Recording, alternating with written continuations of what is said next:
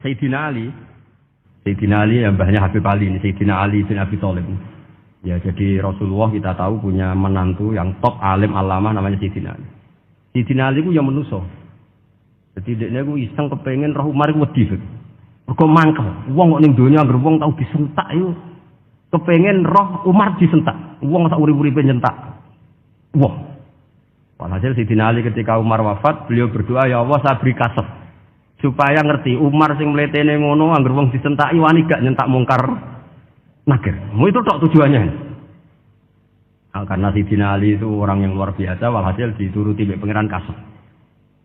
Wasop melihat mungkar nakir datang itu matanya kalkidril wali kayak apa panci yang menganga. Seru. Umar baru bangun dari kubur. Sayyidina Ali sebenarnya ingin melihat kalahnya Umar. Gitu. Ya, niatnya itu ingin melihat kalahnya Umar. Ternyata Umar tersinggung, langsung berdiri. Hei malaikat, kamu itu harus punya akhlak. Kamu tahu saya siapa? Saya ini temannya kekasihnya Allah. Yang jadalkan temannya, bukan dia. Jadi boleh lah neror malaikat itu boleh. Kamu tahu saya ini siapa? Saya ini temannya kekasihnya Tuhan, kekasihnya Allah. Ya ke sopo, kancane Nabi Muhammad. Itu panik mungkar nakir. Panik terus matur Allah, ya Allah ini ada orang yang saya teror malah saya diteror. Siapa dia? Umar, temannya kekasihmu.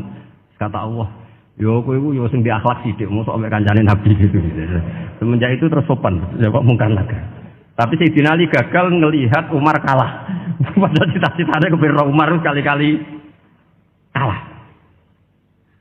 Jadi ada sekian cara untuk apa kalau dibacakan untuk meredam malaikat. Masyhur ada ulama alim alama pekerjaannya mengajar tauhid. Ajar tauhid lah, mungkin tauhid primbon sampai tauhid apa. Ketika meninggal sama malaikat masih ditanya marbuka, manabuka dan seterusnya. Imam Malik datang, "Hei malaikat, ini guru tauhid, sak urip-uripe mulang tauhid, kowe ora tau mulang kok takok sing tukang mulang. Sing sopan." Ya sudah usah tanya. Jadi cerita seperti ini mungkin orang lain boleh nggak percaya, tapi itu mudawwan, dibukukan di beberapa kitab, dan saya percaya itu karena secara umum kaidahnya adalah ala inna auliya Allahi la khaufun alaihim wa lahum yahzan. Tetap lahumul busyra fil hayatid dunya fil akhirah. Artinya kalau wali itu mengalami ketakutan ketemu mungkar nakir, berarti dia tidak punya busyra fil akhirah. Padahal para wali ini dijamin punya busyra, mendapatkan gembira di dunia, juga mendapatkan gembira di akhirat. Artinya kalau para wali ngalami ditanya mungkar nakir, tumakut, apa mana mbok bayangno kepuyuh-puyuh, wah itu lahumul busra. Jadi ini makanya zaman nanti kalau ditanya mungkar nakir, marbuka, saya guru tauhid. Ngajar di Kusyah kelas 6. Nah, harus jelas. Saya kalau ditanya juga gitu, saya guru Minhajul Abidin, ngajar di Habib Ali. Minhajul Thalibin, harus jelas. Kalau Pak Najib lebih gampang, ketua menoro. Lebih gampang lagi. Enggak apa-apa. Kalau karena malaikat itu ternyata mukallaf. Mukallaf itu kena aturan hukum. Enggak boleh dia selonang-selonong. Kena aturan hukum. Makanya fa innallaha ta'ala la yu'adzibu qalban wa al-Qur'an. Allah tidak akan menyiksa hati yang ada di Quran. Kalau orang hafal Quran sampai mati, artinya dia membawa Quran. Dan artinya apa? Malaikat kena aturan tidak boleh melecehkan orang yang membawa Al-Quran. Jika surat Tabarak nggak terima, ini orang ini hafal saya. Kalau kamu mukulin dia, kena saya. Tapi ini orang fasik. Tapi saya di situ. Kalau mukulin dia, kena saya. Akhirnya kompromi, terus konsultasi di Allah. Akhirnya dibenarkan surat Tabarak. Ya, terus ini sudah clear ya, lolos ya, mungkar nakir lolos. Baru kayak surat apa? Tabarak. Mungkin buatan dites malih, nak dites malih, dredeg, keliru, ribet. Tapi saya percaya itu, ya. Saya tidak bisa membayangkan ya, ketika Quran disifati Rasulullah SAW bahwa Quran itu syafa', memberi syafaat, kemudian itu tidak ngefek. Saya itu keberatan sekali. Begitu juga apalagi ya, misalnya Rasulullah disifati aqrabin nas, ahabbin nas ilallah, kemudian tidak ngefek bisa memberi syafaat. Itu tidak fair. Pasti orang-orang dekatnya Allah ini bisa memberi apa? Syafaat. Karena status kedekatannya Rasulullah SAW diantaranya adalah hak memberi apa? Syafaat. Karena malaikat yang semuanya itu kena konstitusi. Saya punya kitab Syarahnya Bukhari banyak saya punya. Itu diantaranya riwayat dari Ahlul Bait dari Sayyid Ali Zainal Abidin Anil Husain an abihi an Rasulillah sallallahu alaihi wasallam. Itu riwayatnya adalah ketika nanti di mahsyar itu ya tidak usah kamu bayangkan ya karena ini bila kaifin walan hizorin. Itu Nabi diantara Jibril dan Allah. Kemudian tentu yang akan masuk surga itu orang-orang yang sudah jelas surganya kayak para nabi, para wali, para habaib, para orang-orang pilihan itu jelas surganya. Tapi apa yang terjadi? Allah itu ya tentu Allah zat yang maha tahu, sudah sangat tahu. Itu nabi usulnya itu hanya satu. Ai Rabbi. Saya masih hafal teksnya. Memang tak hafalkan karena ini tak mau tak pakai senjata untuk ketemu para malaikat. Bukan ya Rabbi, kalimatnya ai Rabbi. Ai Rabbi ibaduka abaduka fi atrofil ardi. Lho Gusti yang nyembah jenengan bukan hanya orang kudus tok, bukan orang menorot tok, bukan madrasah-madrasah elit tok, bukan sekolah-sekolah anggulun tok. Banyak orang yang di tengah hutan juga nyembah jenengan, banyak orang yang kerja di Korea juga nyembah jenengan, banyak orang dengan segala kemiskinannya juga nyembah jenengan. Tidak hanya orang-orang mainstream ini yang nyembah jenengan. Akhirnya Allah ini terus nyari orang-orang yang enggak jelas alamatnya, enggak jelas statusnya. Tapi di hatinya hanya masih nyembah Allah Subhanahu wa taala. Ini termasuk berkah dari rahmatnya Rasulullah sallallahu alaihi wasallam. Jadi nanti yang jelas ya tentu akan dapat surga karena posisinya jelas. Yang enggak jelas diusulkan sama Rasulullah, ai Rabbi ibaduka abaduka fi atrofil ardi. Itu luar biasa. Saya pernah ke Korea itu haru karena di sana ya ada yasinan, ada dibaan. Padahal kerja di negara ateis. Itu kalau mereka sholat, itu nyuri-nyuri waktu makan sholatnya itu di kamar mandi.